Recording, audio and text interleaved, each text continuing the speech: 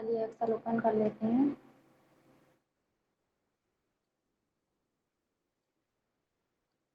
हमने आपको ये कंडीशनल फॉर्मेटिंग बता दी थी, ठीक है। फिर यहाँ पे आता है आपका फॉर्मेट एस टेबल और सेल स्टाइल। आप क्या करते हैं, यहाँ पे फॉर्मेट वाले टेबल है, जैसे कि कलरफुल टेबल लेनी है आपको, तो जितने एरिया में आपको कलरफुल टेबल लेनी है आप यहाँ से उतना एरिया सेलेक्ट करेंगे, ठीक है। इसके बाद आप क्या करेंगे, फॉर्मेट एस टेबल के ड्रॉप डाउन और पर क्लिक करेंगे और आपको यहाँ से जो भी कलरफुल या जिस भी कलर की लेनी है आप यहाँ से वो ले लेंगे और यहाँ पे ओके कर देंगे। तो आप देखेंगे आपके पास यहाँ पे कलरफुल टेबल आ जाती है और इस टेबल में ये फिल्टर का साइन रहता है आपका, ये पहले से लगा हुआ आता है। आप इसको हटा भी सकते हैं, हटाना है तो, और अगर आपको लगा रहने देना है तो आप इसे ऐसे ही रहने दे सकते हैं। फिल्टर का यूज आप आगे पढ़ेंगे होम टैब में ही, यहाँ पर ये है, ठीक है। तो हम यहाँ पे बताएंगे इसका किस टाइप से यूज होता है और आप कब इसका यूज करते हैं। तो आप यहाँ से क्या कर लेते हैं, फॉर्मेट वाली यहाँ से टेबल ले लेते हैं। इसके बाद इसमें रहता है सेल। होम टैब में आपको नेक्स्ट ऑप्शन मिलता है सेल स्टाइल।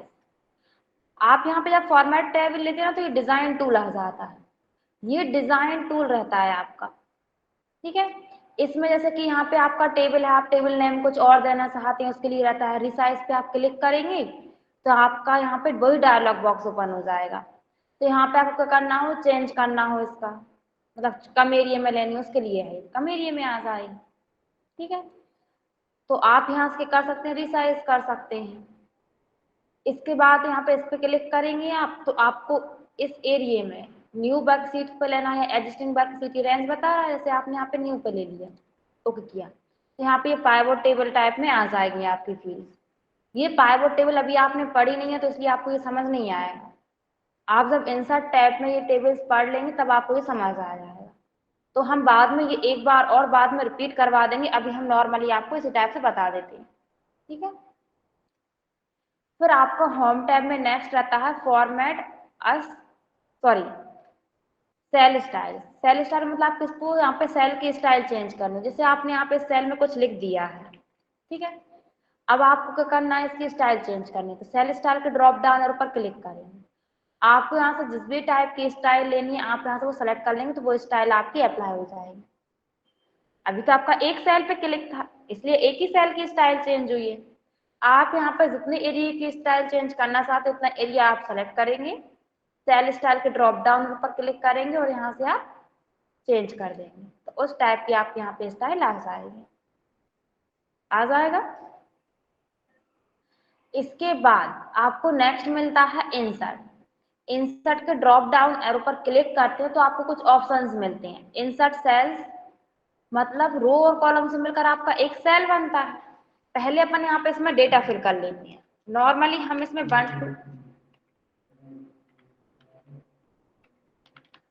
हम इसमें नॉर्मली 1 to 3 वाला कर लेते हैं नॉर्मली डेटा।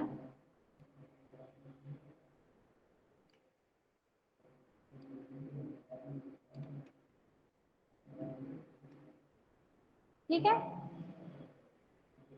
इसके बाद आप क्या करेंगे यहाँ पर इंसर्ट। अब आपको सेल इंसर्ट करना है तो जहां कहीं भी सेल इंसर्ट करना है वहां पे आप पहले क्या करेंगे, क्लिक करेंगे। क्लिक करने के बाद इंसर्ट के ड्रॉप डाउन पर क्लिक करेंगे। फर्स्ट ऑप्शन क्या है आपका, इंसर्ट सेल, इस पर क्लिक करेंगे तो आप देखेंगे उसने सेल की वजह पूरी रो इंसर्ट कर दी है, कर दी है। वैसे वो आपको सेल भी इंसर्ट कर देता, हो सकता है नीचे आपको सेल ही इंसर्ट करे और उसने वो पूछेगा आपके डेटा को आप लेफ्ट साइड से करना चाहते हैं या आपको मतलब ऊपर की साइड या नीचे की साइड, इस टाइप से ऑप्शन देता है वो आपको। अब इसे हम कंट्रोल प्लस जेड कर देते हैं तो नॉर्मल आ जाएगा। इसके बाद यहाँ पे है इंसर्ट सीट रोज, मतलब आपको एक रो इंसर्ट करने, तो जिस रो पे क्लिक रहेगा ना और उसके ऊपर आपकी एक रो आ जाएगी। देखिए इस वाले पे था 45 पे क्लिक तो उसके ऊपर एक रो इंसर्ट आ गई आपके पास। फिर नेक्स्ट इसमें रहता है आपका इंसर्ट सीट कॉलम। कॉलम के जो खड़े में रहती है वो होती है, तो जैसे कि आपका डी वाले कॉलम पे क्लिक है और आपको एक इंसर्ट करना है तो वो इस साइड आपके इंसर्ट आ जाएगा। इंसर्ट सीट कॉलम पर क्लिक करें तो आप देखेंगे आपके पास एक कॉलम इंसर्ट आ गया, हो गया। इसके बाद नेक्स्ट इसमें रहता है आपका इंसर्ट टेबल रोज एबव। एबव मीन्स क्या होता है, ऊपर। ऊपर की साइड एक और रो इंसर्ट करनी, तो देखिए एक और हो गई, यहाँ पे 25 पे क्लिक था, उसके ऊपर एक और रो इंसर्ट आ गई। फिर यहाँ पे आपका क्या आ जाएगा, insert table columns to the left, ये लिखा है ना, हाँ, मतलब लेफ्ट साइड इंसर्ट करना, तो ये लेफ्ट साइड आ जाएगा। और एक और क्या करनी हो, यहाँ पे इंसर्ट टेबल करनी है, मतलब सीट करनी है, तो इंसर्ट सीट पर क्लिक करेंगे तो आप देखेंगे थर्ड वाली सीट इंसर्ट हो जाएगी। अपन ये सेकंड वाली को राइट क्लिक करके डिलीट कर देते हैं तो ये डिलीट हो जाएगी। तो इस टाइप से आप यहाँ पे इंसर्ट सेल, रो, कॉलम, टेबल, सॉरी सीट, इस टाइप से आप यहाँ पे इंसर्ट कर सकते हैं। तो आ जाएगा आप सभी को।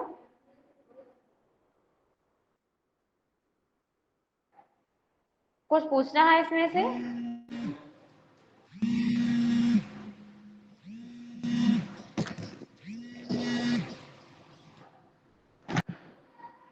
ठीक है, फिर अपन नेक्स्ट करते हैं। नेक्स्ट है आपका डिलीट। डिलीट के ड्रॉप डाउन एरो पर आप क्लिक करेंगे तो कुछ ऑप्शंस मिलते हैं आपको। डिलीट सेल है, delete sheet row, delete sheet rows, delete sheet columns, delete table rows, और यहाँ पर डिलीट टेबल कॉलम्स और डिलीट सीट। जैसे मतलब यहाँ पे नाम है उनके, उसी टाइप से उनका यूज रहेगा। जैसे कि आपको यहाँ पे सेल डिलीट करना है, ये वाला सेल डिलीट करना है, तो आपने इस पे क्लिक किया और क्या करेंगे आप, डिलीट के ड्रॉप डाउन पर क्लिक करेंगे। सेल डिलीट करना है तो उस पर क्लिक करेंगे तो आपको उसने पूरी रो कर दी। जैसे आपने पूरी रो इंसर्ट की थी उसी टाइप से उसने उसकी डिलीट कर दिया सेल। फिर इसके बाद नेक्स्ट ऑप्शन आपको यहाँ पे मिलता है डिलीट सीट रो।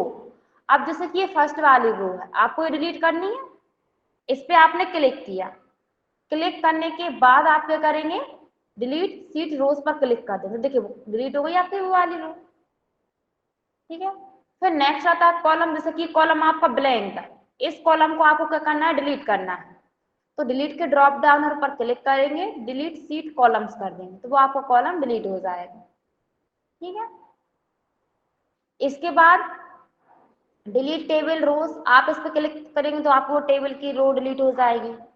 और कॉलम करना चाहते हैं तो कॉलम हो जाएगा, और इस सीट को ही पूरी को डिलीट करना चाहते हैं तो आप यहाँ पे क्या करेंगे, डिलीट सीट कर देंगे।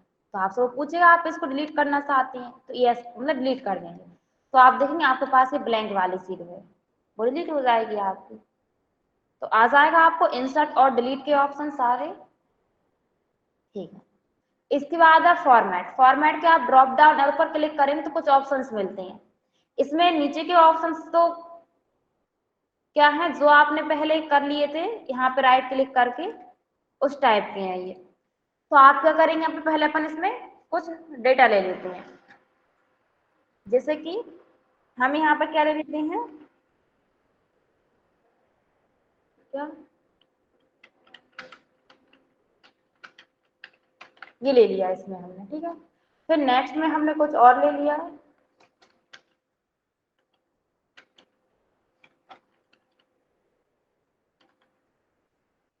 ये विदिशा पर नीचे वाले में ले लेते हैं, इसमें इतना ही ले लेते हैं। और सेकंड वाले में अपन नॉर्मली कुछ भी नंबरिंग ले लेते हैं। तो इस टाइप से अपन ने कुछ इसमें डेटा फिल कर लिया है टेबल में। ठीक है, अब आप यहाँ पे देख सकते हैं कि ये डेटा पूरा नहीं दिख रहा आपको, तो आप क्या करते हैं, यहाँ पर फॉर्मेट के ड्रॉप डाउन एरो पर क्लिक करेंगे। अब यहाँ पे आ रहा है आपका रो हाइट। रो हाइट क्या होती है, ये जो उसकी हाइट है वो। आप रो हाइट पर क्लिक करेंगे तो आपके सामने रो हाइट का एक डायलॉग बॉक्स ओपन हो जाएगा। आप रो की हाइट कितनी बड़ी करना चाहते हैं, कितनी छोटी करना चाहते हैं, वो आप यहाँ पे टाइप कर देंगे। जैसे कि हमने यहाँ पे 60 टाइप किया, 60 टाइप किया और ओके किया, तो आप देखेंगे जिस रो पे आपका क्लिक था वो इतनी बड़ी हो जाएगी, मतलब उसकी हाइट बढ़ जाएगी उतनी। फिर इसके बाद नेक्स्ट ऑप्शन रहता है ऑटो फिट रो हाइट। इस पे क्लिक करेंगे तो वो ऑटो फिट कर देगा आपकी रो की हाइट को। इसके बाद नेक्स्ट ऑप्शन रहता है कॉलम विड्थ। विड्थ उसकी मतलब चौड़ाई, तो आप उसकी चौड़ाई कितनी रखना चाहते हैं, तो इस पे आप क्लिक करेंगे। जितनी भी आपको चौड़ाई रखनी है उतना आप टाइप कर देंगे और ओके कर देंगे, तो आपके